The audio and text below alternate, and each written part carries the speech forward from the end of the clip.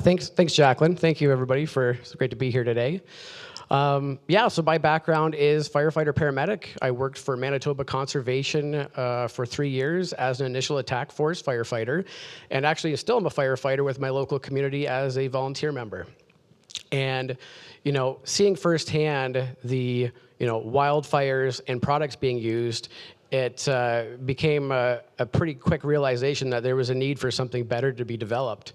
And what we've seen is essentially we started on this journey. We found out about gel technology, and gel technology is actually very effective at suppressing fires. The challenge with this technology, though, is it's based on super absorbent polymers, the stuff found in baby diapers. So it's very difficult for the end users, the firefighters, to use because it plugs the equipment, it's sensitive to water quality and pH.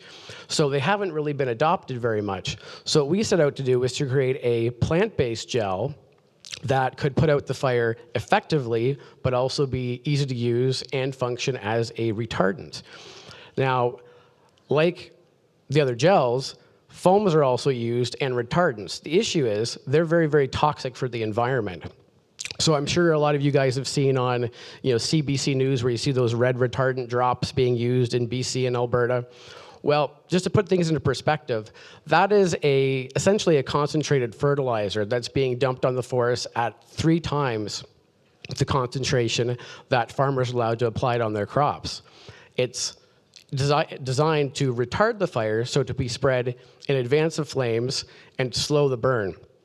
It's really not all that effective for suppression. And so what we've developed is, as I mentioned, EcoGel, which is the world's only 100% plant-based firefighting water additive that can directly suppress the fire using less water, but also not damage the environment at the same time. And we've had great success with the product this summer, being used by some of the largest mining companies in Canada, used by the railroads for wildfire suppression for protection of their assets. And we're really excited to be here and to see the product actually making a difference on wildfires. And I guess to go back to the air tanker piece, is basically if you can take a limited air tanker fleet, so Alberta has 18 air tankers that they contract every summer, and if you can turn one air tanker and put a water additive like EcoGel in it and give that the performance of 5 air tankers, you've just maximized that fleet capability and could do a lot more on the wildfire.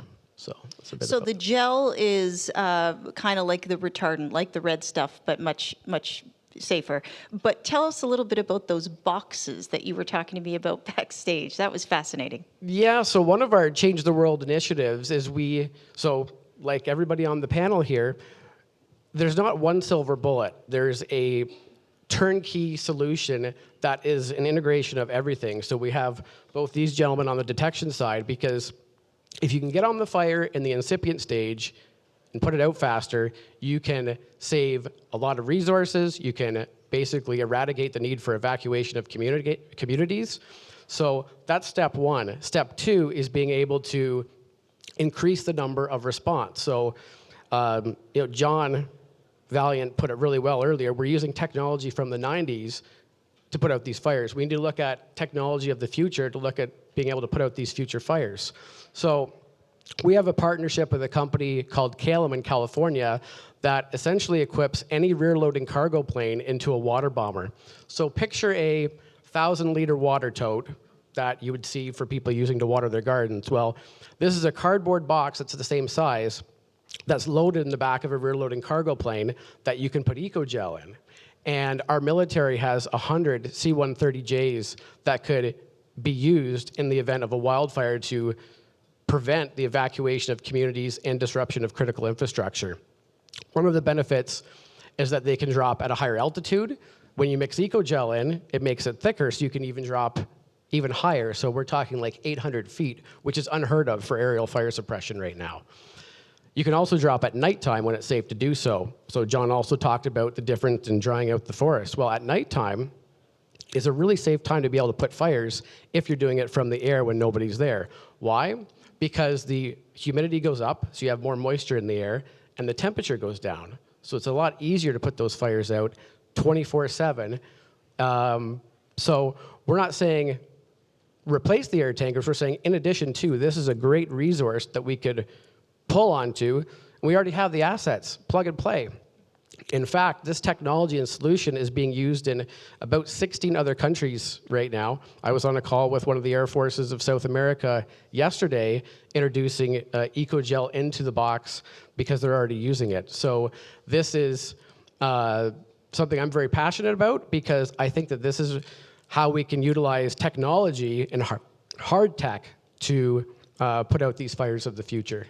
Thank you very much. I think it's fascinating that it's able to be used at night, because we see so many fires when the winds pick up at night grow, and there's really nothing you can do but just watch.